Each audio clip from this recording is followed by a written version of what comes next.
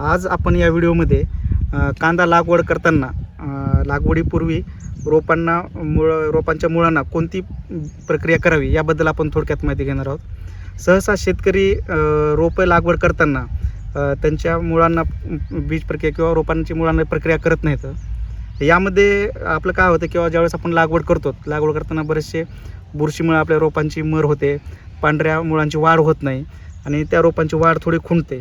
तर रोपांना त्याची प्रक्रिया करणं का गरजेचं आहे, इथं आपल्या शेतामध्ये त्याचे मर जे आहे तो कमी करणे, रोपांना जी मुळांची पांढऱ्या मुळांची संख्या आहे ती वाढवणे आणि जमिनीमध्ये जे अन्नद्रव्य आहेत नत्र, स्फुरद आणि पाला स्थिरीकरण यांची चांगल्या प्रकारे रोपांच्या भोवती जीवाणूंची वाढ होण्यासाठी आपण त्यांना प्रक्रिया करणं गरजेचं आहे।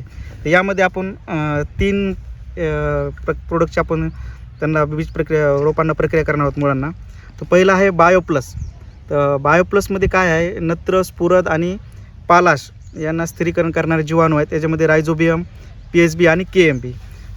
दुसरं आहे आपल्या जमिनीमध्ये जी हानिकारक बुरशी असते आणि बुरशीमुळे रोपांची जी मर होते तर ती टाळण्यासाठी आपण ट्रायकोप्लस हे जे आहे बायोफंगिसाईड ह्याची एक बीज प्रक्रिया करणार आहोत। आणि तिसरं आहे ह्युमिक ॲसिड 98% जे की कांदा रोपांमध्ये पांढऱ्या मुळांची संख्या एकदम चांगल्या प्रकारे वाढवतं।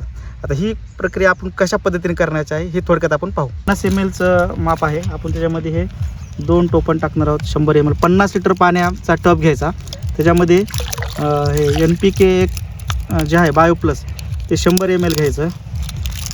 त्याच्यामध्ये नत्र, स्फुरद आणि पाला स्थिरीकरण करणारे जीवाणू यांचे हे असते। हे थोडं जास्त झालं तरी आपल्याला त्याचा काही जास्त फरक पडत नाही जैविक असल्यामुळं। हे ट्रायकोडर्मा आपल्याला 100 ग्राम घ्यायचं आहे। ट्रायकोडर्मामध्ये आपल्याला जमिनीमध्ये जे हानिकारक बुरशी असते त्या बुरशीला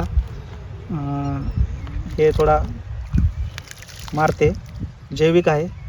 1 लिटरला 1 ग्राम याप्रमाणे हे पूर्ण एकजीव झाल्यानंतर जो आपलं कांदा रोप आहे, कांदा रोपाला फक्त मुळाकडचा भाग ह्याच्यामध्ये बुडवायचा आहे। असं 1-2 वेळेस बुडून काय करायचं, त्याला बाजूला ठेवून द्यायचं आहे आणि ह्याची लागवड करायची आहे। ह्याच्या रोपांना आपण हे जे आहेत आपण ह्याच्यामध्ये ट्रायकोडर्मा, ह्युमिक आणि बायोप्लस टाकले, ह्या रोपांना हे जीवाणू चिटकून राहतात आणि ह्याची जमिनीमध्ये चांगल्या प्रकारे वाढ होते। हा मुळाकडचा फक्त एवढाच भाग आपल्याला रोपांमध्ये बुडवायचा आहे।